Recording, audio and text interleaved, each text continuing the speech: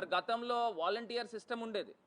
మరి ఆ volunteer system ఉన్నప్పుడు చక్క చురుగ్గా పిల్లలు పనిచేసేవారు. మరి ఇలాంటి మరి ఘటనలు జరిగినప్పుడు ఇమ్మీడియట్గా రెస్పాండ్ అయ్యేవారు.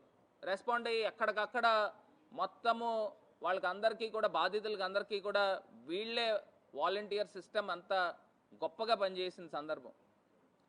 మరి ఈ చంద్రబాబు నాయుడు గారు వచ్చిన తర్వాత వాలంటీర్లకి 10,000 రూపాయలు మరి వాళ్ళకి స్టైఫండ్ కానీ లేకపోతే ఇస్తానని చెప్పి మరి వాళ్ళని ఏ రకంగా తీసేసిన సందర్భాలు, వాలంటీర్ సిస్టమ్నే మొత్తం నిర్మూలన చేసిన సందర్భం.